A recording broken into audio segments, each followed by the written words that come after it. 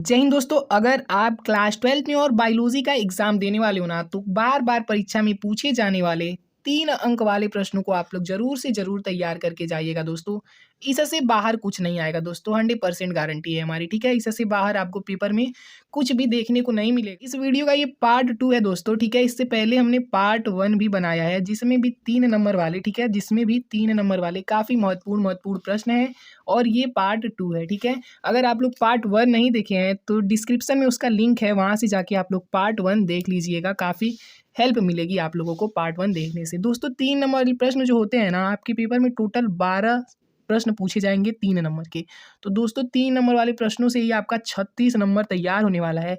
इसीलिए 3 अंक वाले जो प्रश्न है ना, काफ़ी ज़्यादा महत्वपूर्ण है और काफ़ी सरल सरल और काफ़ी इंपॉर्टेंट प्रश्नों को हम लाए हैं, एकदम सरल भाषा में समझाए हैं। तो चलिए वीडियो स्टार्ट करते हैं और अपना 36 नंबर पक्का करते हैं, ठीक है। दोस्तों पहला प्रश्न है कि बीटी फसल पर संक्षिप्त टिप्पणी लिखिए, ठीक है। काफ़ी ज़्यादा इंपॉर्टेंट प्रश्न है, वेरी वेरी इंपॉर्टेंट क्वेश्चन है बोर्ड एग्जाम 2025 की दृष्टिकोण से, ठीक है। काफ़ी ज़्यादा महत्वपूर्ण प्रश्न है ये, ठीक है।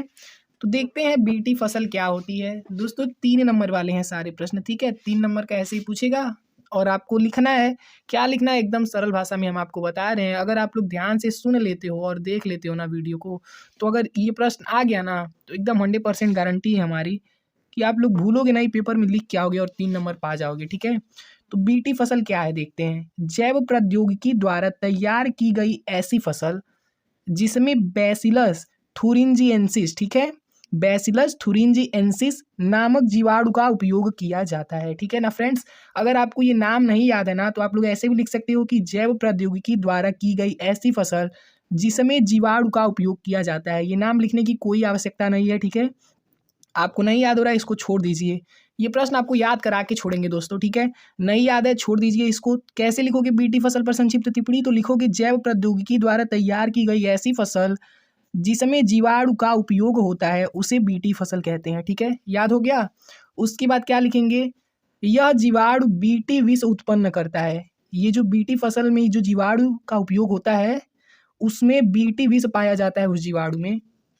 जब कोई कीट फसलों को खाता है तो ये बीटी विष उसके आहार नाल को क्षतिग्रस्त कर देता है और वह कीट मर जाता है। यह फसल कीट प्रतिरोधी है, जैसे कि बीटी कपास हो गया और बीटी बैगन हो गया, ठीक है। समझ में आया ना दोस्तों। आइए दूसरा प्रश्न देखते हैं। प्रश्न है कि टीकाकरण पर संक्षिप्त टिप्पणी लिखिए। तो लिखेंगे कि मृत निष्क्रिय सूक्ष्म जीवों या उनके उत्पादों से बने पदार्थ अर्थात टीके को शरीर में प्रवेश कराने की प्रक्रिया को ही टीकाकरण कहते हैं। टीकाकरण विभिन्न प्रकार के रोगों जैसे पोलियो, काली खांसी, टीटनेस, चेचक आदि रोगाणुओं के विरुद्ध सक्रिय उपार्जित प्रतिरक्षा प्रदान करता है, ठीक है। आगे लिखेंगे हम लोग, टीका स्मृति बी तथा स्मृति टी कोशिकाएं बनाता है जो रोगजनक को शीघ्र ही पहचान लेते हैं तथा प्रतिरक्षी बना लेते हैं। तो ये है टीकाकरण, ठीक है। अगला प्रश्न देखते हैं।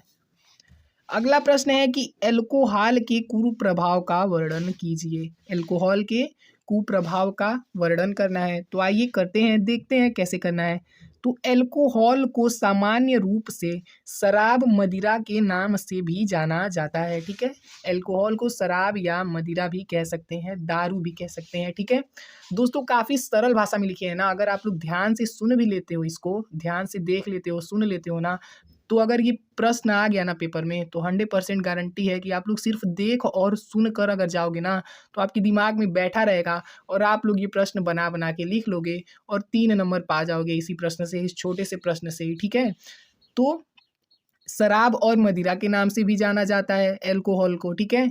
यह विश्व में प्रयोग में लाए जाने वाला सबसे अधिक मादक पेय पदार्थ है, जिसका उपयोग आज के समय में बहुत ही तेजी से हो रहा है। अब क्या लिखना है, एल्कोहल के निम्न कुप्रभाव हैं, ठीक है। एल्कोहल के कुप्रभाव लिख देना है।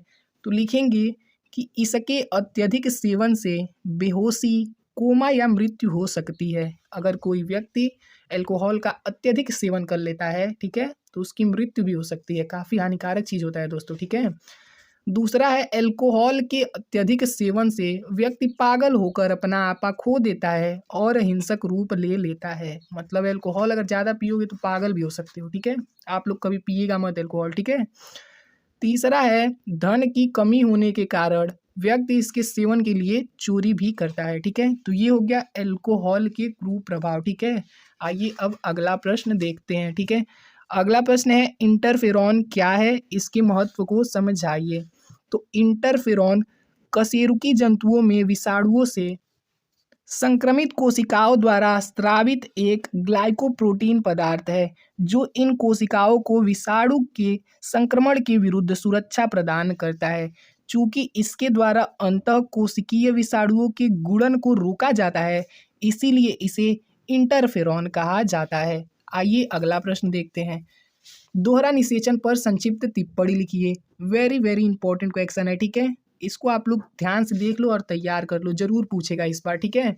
दोहरा निषेचन तो पराग नलिका में दोनों नर केंद्रक नर युग्मक की तरह कार्य करते हैं तथा भ्रूणकोश में पहुंचने के बाद नर युग्मक अंड कोशिका से निषेचित हो जाता है। अर्थात यहाँ पर एक ही भ्रूणकोश में 2 बार निषेचन होता है, इसीलिए इसे दोहरा निषेचन या द्विनिषेचन कहा जाता है, ठीक है। दोहरा निषेचन क्या होता है? जब एक ही भ्रूणकोश में 2 बार निषेचन होता है तो इस प्रक्रिया को दोहरा निषेचन या द्विनिषेचन कहा जाता है, ठीक है ना दोस्तों। आइए अगला प्रश्न देखते हैं। अगला प्रश्न है कि मधुमक्खियों में लिंग निर्धारण कैसे होता है। तो कैसे होता है देखते हैं। मधुमक्खियों में 3 प्रकार की मधुमक्खी होती है, ठीक है। पहली मधुमक्खी होती है रानी मधुमक्खी, दूसरी होती है श्रमिक मधुमक्खी और तीसरी मधुमक्खी जो होती है वो होती है नर या ड्रोन मधुमक्खी। तो रानी मधुमक्खी का विकास निषेचित, ठीक है, निषेचित अंडे से होता है। जो रानी मधुमक्खी होती है उसका विकास निषेचित अंडे से होता है। श्रमिक मधुमक्खी का विकास भी निषेचित अंडे से होता है, जबकि नर मधुमक्खी का विकास अनिषेचित अंडे से होता है, ठीक है। अनिषेचित अंडे से होता है। जो नर मधुमक्खी होती है उसका विकास कैसे होता है? अनिषेचित अंडे से होता है। रानी मधुमक्खी और नर मधुमक्खी का काम सिर्फ संतान उत्पन्न करना होता है। जो रानी मधुमक्खी होती है और नर मधुमक्खी होती है उसका काम क्या होता है? सिर्फ संतान उत्पन्न करना होता है, जबकि श्रमिक मधुमक्खी का काम फूलों से रस इकट्ठा करना होता है, ठीक है। फूलों से रस इकट्ठा करना होता है। श्रमिक मधुमक्खी में लैंगिक अंग अविकसित होते हैं, ठीक है। श्रमिक मधुमक्खी जो होती है उसमें लैंगिक अंग अविकसित होते हैं, इसमें लैंगिक अंग नहीं पाया जाता है, ठीक है। अविकसित होते हैं, ओके। अविकसित होते हैं लैंगिक अंग श्रमिक मधुमक्खी में।